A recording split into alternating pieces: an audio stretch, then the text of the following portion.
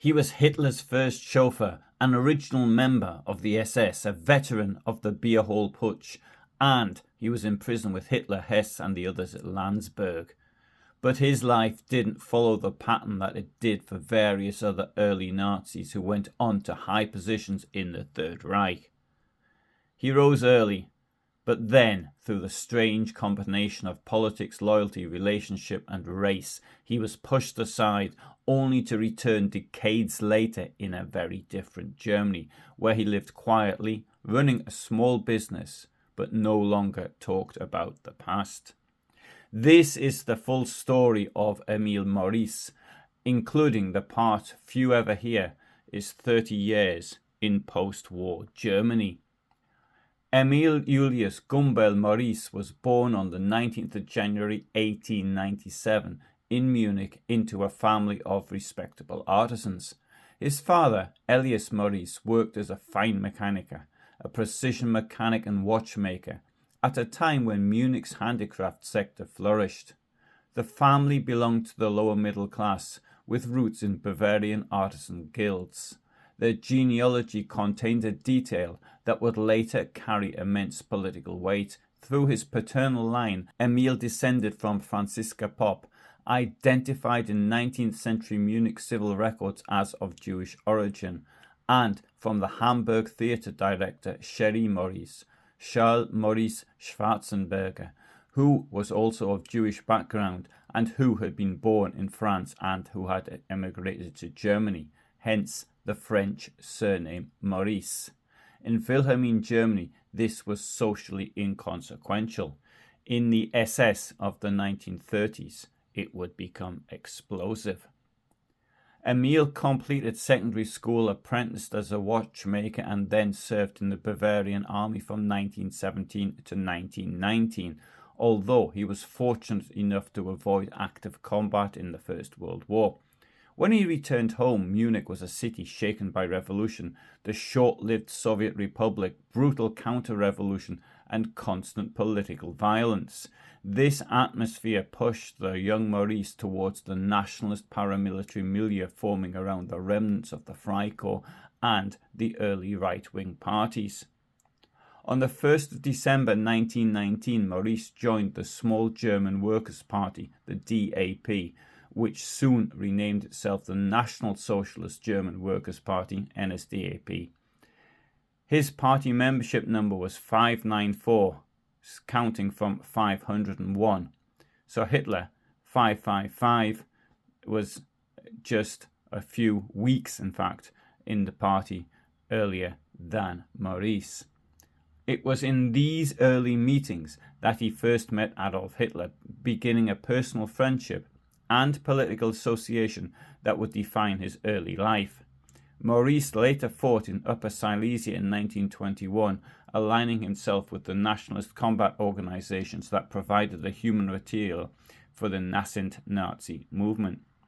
The party needed protection at its events, which were frequently threatened by communists and rival nationalist groups. In November 1920, Maurice founded a gymnastics and sports club that was in reality a paramilitary strike unit. In October 1921, this formation was renamed the Sturmabteilung, or SA. For a time, Maurice served as its first leader, effectively the earliest Oberster SA Führer, before the Freikorps officer Hans-Ulrich Klinsch, linked to Hermann Erhardt, took over command in August 1921. At the same time, Maurice's technical skills made him invaluable. He held a driving license at a time when this was still relatively rare. By July 1921, he had become Hitler's personal chauffeur, driving him to meetings, rallies and confrontations across Bavaria. He took part in violent brawls that Hitler later described in Mein Kampf and was repeatedly praised for his loyalty, steadiness and courage. In March 1923, Maurice joined the Stabswache, a small elite guard unit created specially to protect Hitler from the undisciplined mass of the SA and those who would do him harm from outside it. In May 1923, this unit was renamed the Stoßtrupp Adolf Hitler. Maurice, along with Julius Schreck, Josef Berchtold and Erhard Haydn, formed its core. The Stossgruppe guarded Hitler at party rallies, beer hall meetings, and public appearances, and accompanied him constantly. 15 years later, it was this group that was to form the hardcore that was to launch Kristallnacht. Rather ironic considering who founded it. I've done a separate video on that subject, a link will be in the description and below. On the 8th and 9th November 1923, Maurice marched with Hitler during the beer hall putsch in Munich. At the Feldherrenhalle, when police opened fire on the putschists, Maurice was near enough to Hitler to assist him whilst he was on the ground, injured, whilst rounds killed and wounded others around them.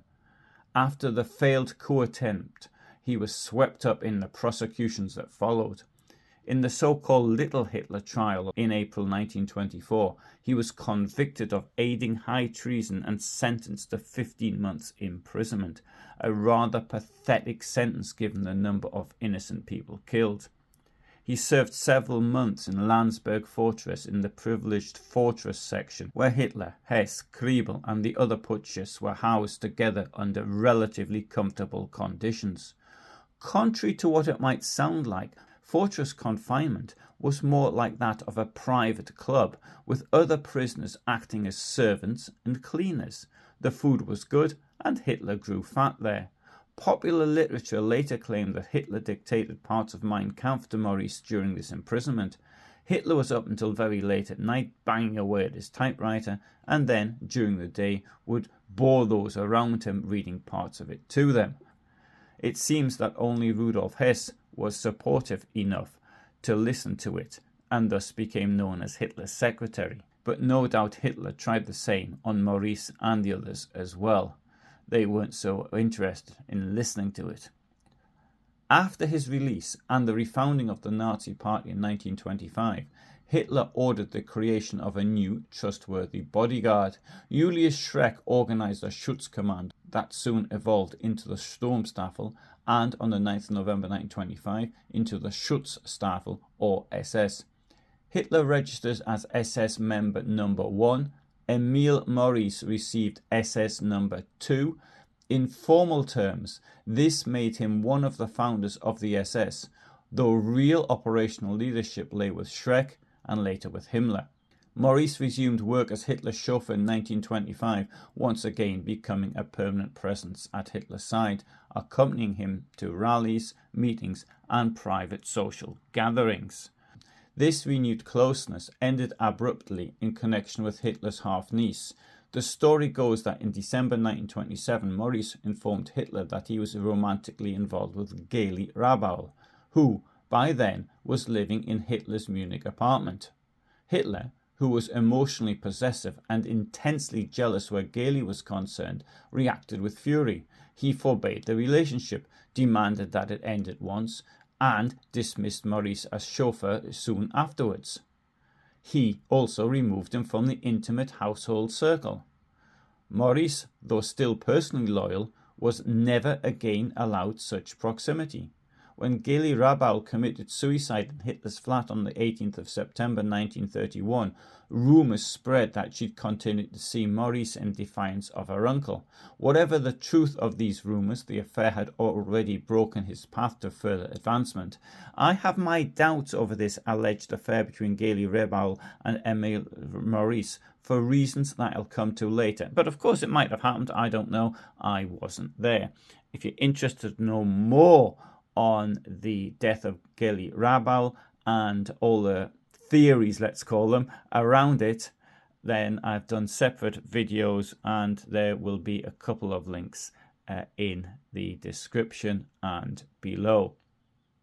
Meanwhile, Heinrich Himmler was steadily transforming the SS. From a small bodyguard unit, it became a disciplined, ideologically driven organization with hierarchical ranks, its own courts, and a rapidly expanding remit in policing and security. In this new security structure, early personal bodyguards such as Maurice no longer fit. He retained ceremonial rank and status as an alter Kämpfer, an old fighter, but exercised no operational or administrative authority.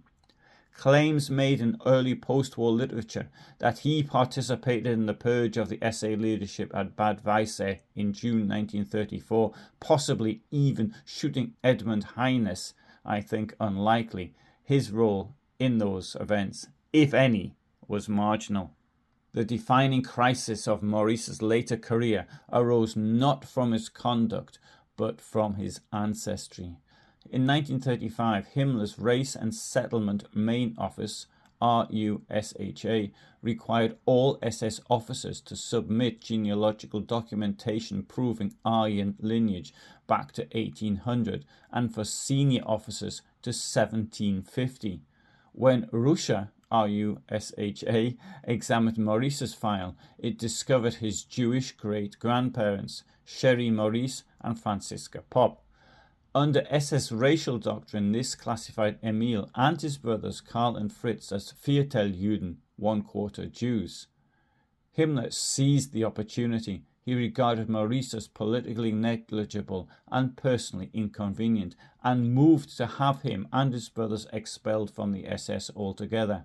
Russia prepared formal expulsion orders. The case was forwarded to the Reich Chancellery, and Himmler fully expected Hitler to confirm the decision.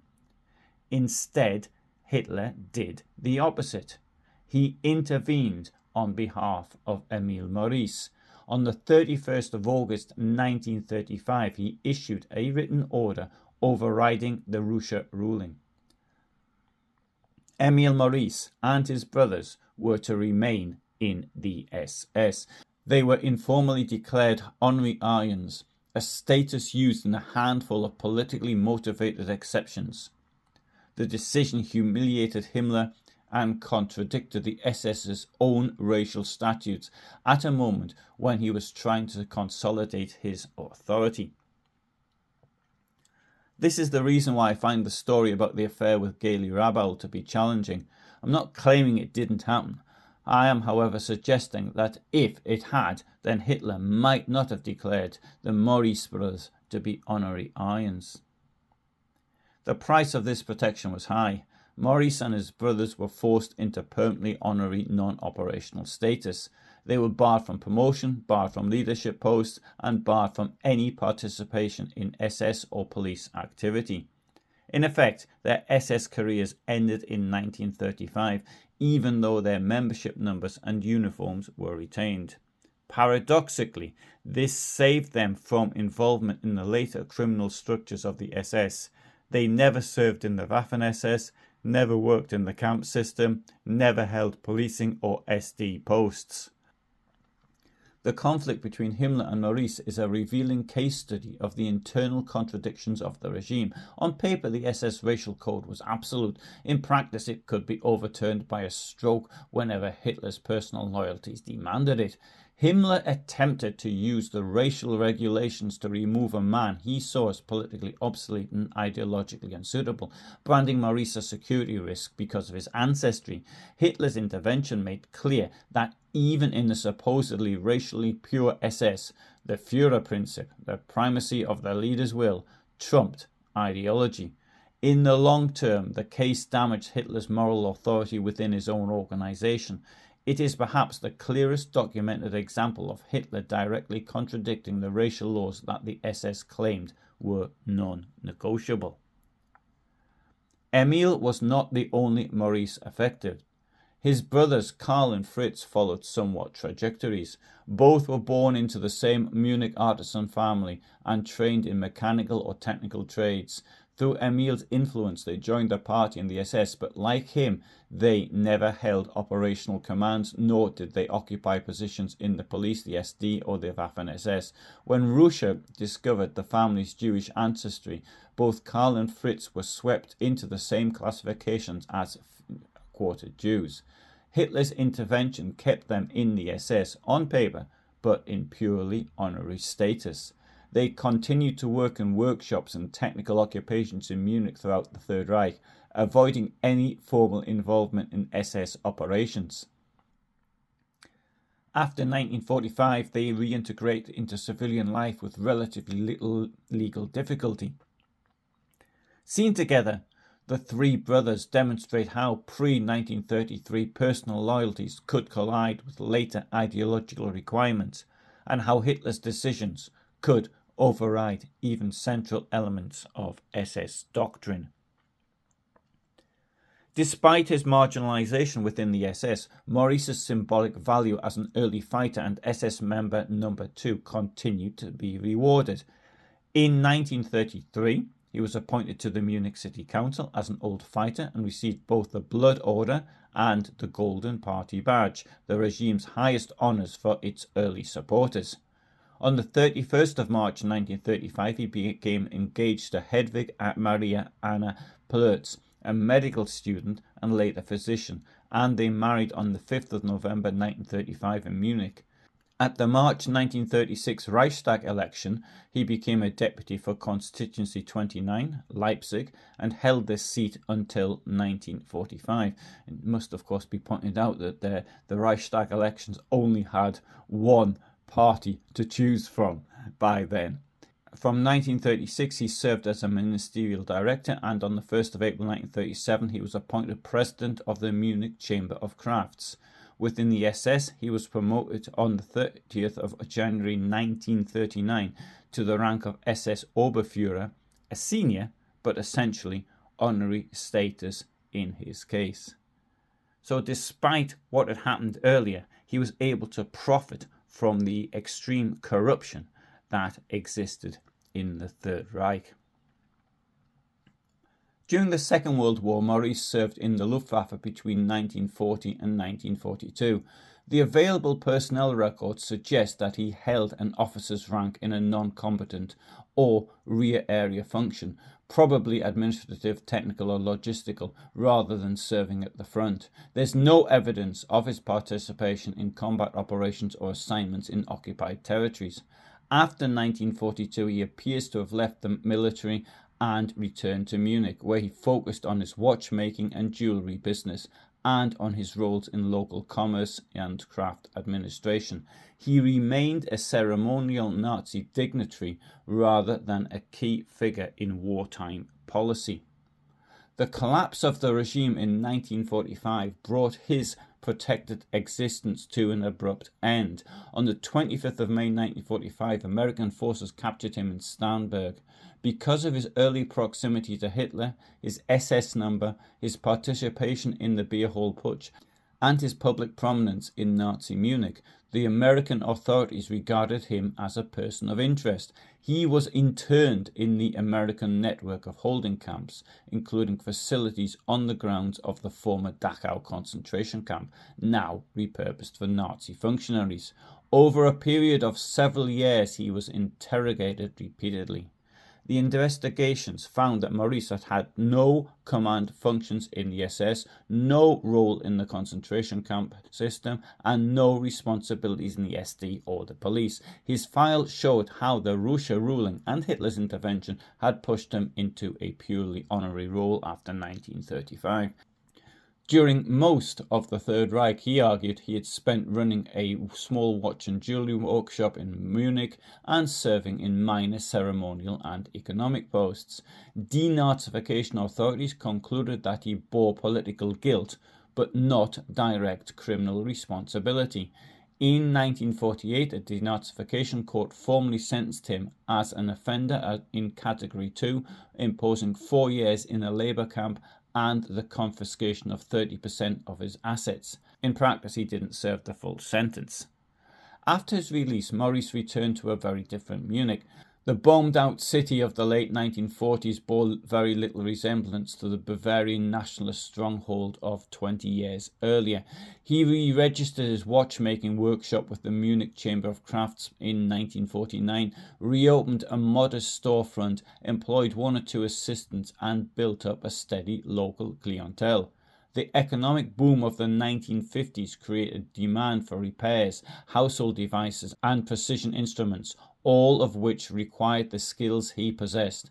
Unlike many early Nazis who attempted to profit from their past through memoirs or political agitation, Maurice did not write. He didn't seek public roles and didn't present himself as a commentator on the era. He built a quiet middle-class livelihood instead. In his social life, he moved cautiously. He maintained limited contact with a small circle of surviving Alta Kämpfer, but he didn't become a leader in veteran circles and didn't join the far-right networks that began to re-emerge in Bavaria.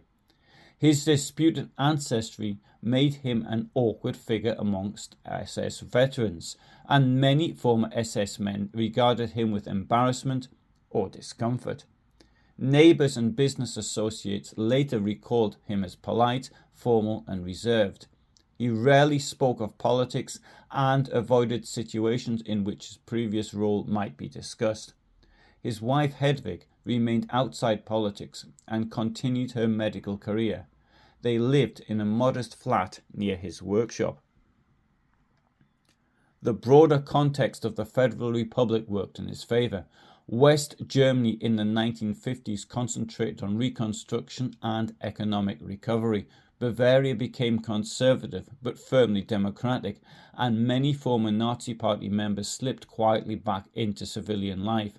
By the 1960s, public attention shifted to the major figures tried at Nuremberg and to younger generational conflicts. A man like Maurice, once central to Hitler's personal circle, became almost invisible. He scaled back his business in the late 1960s, effectively easing into retirement. He died on the 6th of February 1972 in Starnberg at the age of 75 and was buried in Munich's North Cemetery. No public obituary drew attention to his passing. Today, historians view Emil Maurice as a prism through which to study the internal tensions of National Socialism. His life bridges the personal, improvisational early movement built on loyalty, camaraderie and Hitler's charisma, and the later bureaucratic, ideologically rigid SS state governed by files, racial statues and formal hierarchies. He flourished in the First World and was progressively frozen out of the Second. His racial ancestry crisis remains the clearest example of Hitler deliberately overriding SS racial law to protect a loyal early follower. It shows how little ideological consistency mattered when confronted with Hitler's private attachments, and demonstrates that even the SS's supposedly strict racial code was conditional on the Führer's will. Maurice's marginalization after 1935 had a paradoxical outcome. As an early founder of the SS, he belonged symbolically to the very organization that would play a central role in the regime's crimes. Yet his exclusion from operational posts meant he was largely spared personal involvement in that criminal apparatus. After 1945, he became one of many early companions of Hitler who faded into quiet obscurity in the Federal Republic. Their significance reduced to footnotes and paradoxes. Maurice lived long enough to see Germany rebuilt, reformed and democratized, but he never spoke publicly about his past, leaving historians only scattered records and the strange fact that SS member number 2 was, under the SS' own racial rules, not supposed to be there at all. Thank you very much for listening. Hope you found this interesting. I upload now every day at 2000 hours. On most days there's a short video of up to 3 minutes in length, but on Tuesdays and Fridays I do longer videos. Fridays above all, when there's a documentary video such as this one.